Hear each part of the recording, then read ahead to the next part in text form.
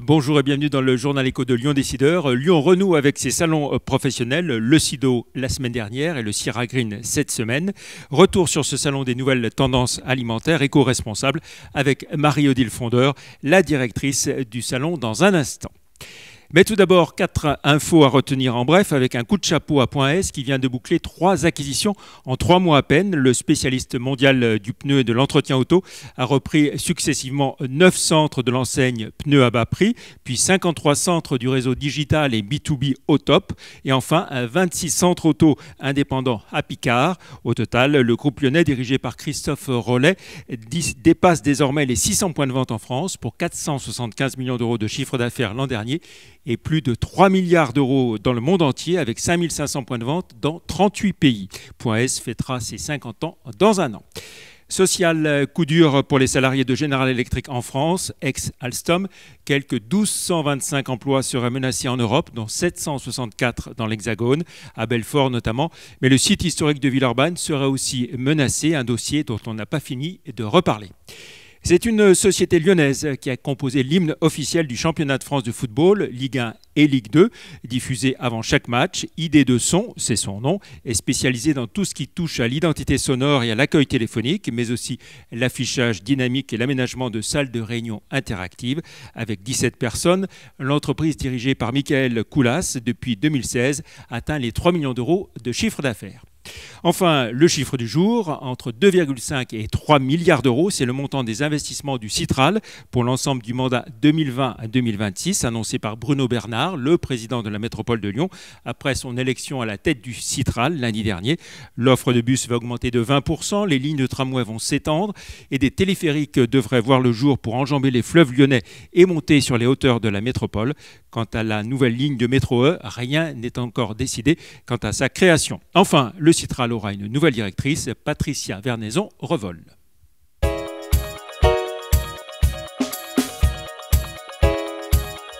Et on retrouve à présent notre invitée Marie-Odile Fondeur, directrice du salon Le Sierra Green, mais aussi directrice générale de la division foot de GL Events Exhibition. Bonjour. Bonjour. Merci d'être avec nous. Alors, je le disais en introduction, après le SIDO, c'est donc le deuxième salon professionnel qui se tient à Lyon. On vous imagine soulagé que le Sierra Green ait pu se tenir. Quel bilan peut-on faire de ce salon ? Ça s'est bien passé. Les exposants et les visiteurs étaient heureux de retrouver un événement avec des prises de contact parce que les visios, c'est limité. C'est difficile de créer une envie, de trouver des nouveaux projets à travers les visios, hein, alors que sur un contact physique présentiel, c'est beaucoup plus simple. On a retrouvé cette passion, cet enthousiasme des métiers de la cuisine. Alors, le Sierra Green, en plus du grand salon Le Sierra, c'est la confirmation d'une montée en puissance des nouvelles tendances alimentaires. Oui, la tendance green, c'est sur la restauration responsable.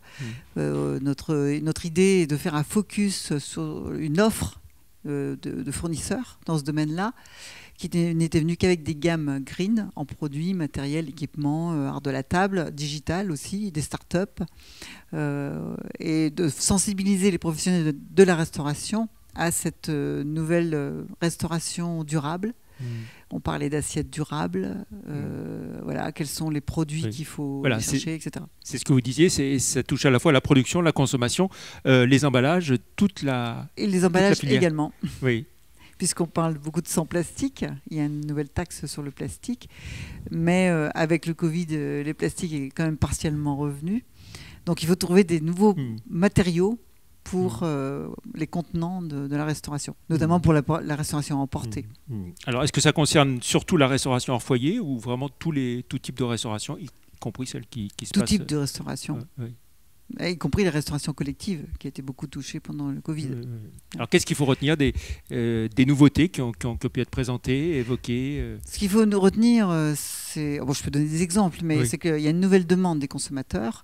Tout ça a été accéléré avec le Covid et le confinement, et que les professionnels de la restauration doivent y répondre, avec des assiettes dont on connaît l'histoire et le sourcing des produits qui soient bio, local ou de saison, un équipement qui consomme moins d'énergie, un traitement des déchets qui soit d'abord anti-gaspillage et ensuite un traitement des déchets bio. qui soient triés. Donc il y a pour ça des logiciels qui existent pour aider à ça. Et il y a certains restaurateurs qui ont des composteurs, voilà, d'autres qui ont des potagers pour justement faire un sourcing de produits plus proches, de proximité. Et le consommateur, il a envie qu'on lui raconte l'histoire de comment c'est fait, d'où ça vient et avec qui. Alors, est-ce que ça s'adresse vraiment à monsieur tout le monde, madame tout le monde, toutes les familles, ou est-ce que c'est quand même plutôt, j'ai envie de dire quoi, les bobos ou les gens aisés qui peuvent se permettre de s'offrir ça s'adresse à tout le monde. Ce type d'alimentation? Parce que la notion, c'est pas forcément cher, mais c'est une façon de se nourrir qui est importante pour lutter contre ces maladies, qui soient cardiovasculaires, qui soient l'obésité. Enfin tout type de maladie, le diabète, après il y a les allergies, les intolérances au gluten, au sucre, au sel. Donc il faut vraiment que tout type de consommateur s'intéresse à sa façon de se nourrir. Encore plus quand on est dans une période où il y a des virus qui traînent et il faut avoir une immunité naturelle renforcée. Et l'alimentation peut permettre ça. Oui. Alors j'avais envie de vous demander quel produit pour quelle clientèle, quelle gamme de prix. Vous dites qu'il y en a sur tous les créneaux, tous les segments. Il y a tous les prix. Il y a tous les prix. Les produits, ça peut être bio, locaux, ou les produits de saison, tout simplement, qui sont moins chers, parce qu'ils viennent pas... Il y a l'empreinte carbone qui compte aussi. Les produits doivent venir de la proximité, c'est le plus simple. Est-ce qu'on peut citer des exemples d'entreprises dans la région qui étaient présents au Sierra Green? Alors, dans la région, on avait notamment un producteur de farine de drèche de bière, qui est de Brignais. C'est une start-up. Et donc la drèche de bière, c'est ce qui est issu de la fabrication de la bière, qui normalement était vouée à aller aux déchets et qui est retraité en farine. Et ils en fabriquent des biscuits, d'autres en font des pâtes alimentaires, etc. Donc ça, c'est un bon exemple. Une autre entreprise dans l'équipement, c'est Santos, qui fait des extracteurs de jus, des blenders qui sont silencieux, puissants et qui fonctionnent très très bien, puis en plus en économie d'énergie. Il y a aussi Enodis avec ses fours Convotherm qui consomment moins d'énergie, et c'est la vaisselle qui consomme moins d'eau, 10 fois moins d'eau que les concurrents, etc. Et puis beaucoup d'emballages alimentaires. On avait 5 exposants dans ce domaine-là, dont on en parlait tout à l'heure. Ça peut être les contenants pour donc la vaisselle jetable ou pour transporter les plats. Les plats préparés. Et puis le développement aussi de tout ce qui est le vrac également. Oui, le vrac. Alors ça, c'est plus pour le retail. Oui. Tout ce qui est magasin bio, grande distribution. Mais le vrac a toute son importance. Il y a aussi des contenants pour le vrac.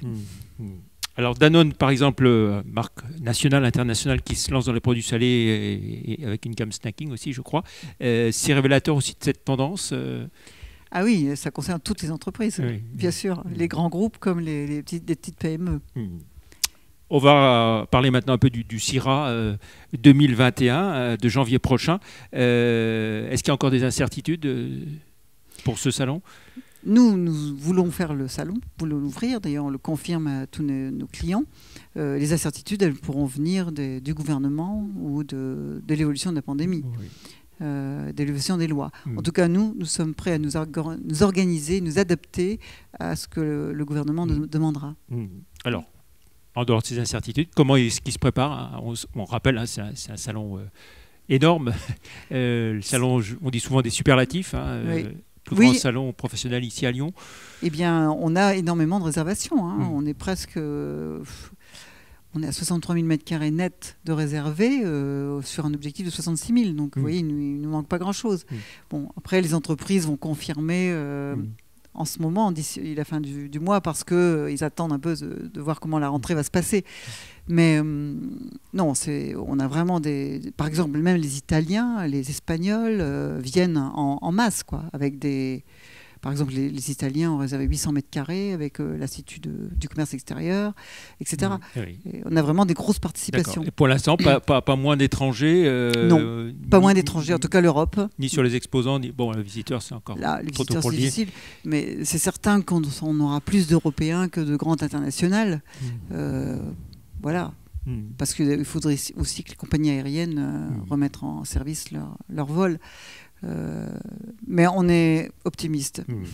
Alors, le CIRA, c'est aussi des grands concours internationaux et bien sûr, en tout premier lieu, le Bocuse d'Or. Comment est-ce qu'il se prépare et est-ce qu'il y a un espoir de voir peut-être la France l'emporter cette année? En tout cas, on a un très bon candidat qui est lyonnais, David Tissot. Mais nous n'avons pas à prendre parti en tant qu'organisateur. Pourquoi pas la France? En tout cas, oui, ça se prépare. Et bon, à part quelques annulations de pays qui ont, pour des raisons financières, n'ont pas pourront pas participer. En tout cas, il y a quand même, on aura 24 pays au final. Pour le Bocuse d'Or. Par rapport au Bocuse d'Or, on a vu les pays d'Europe du Nord gagner souvent ces dernières années. Est-ce que c'est révélateur du fait que la France a un peu décroché dans le domaine ou pas du tout?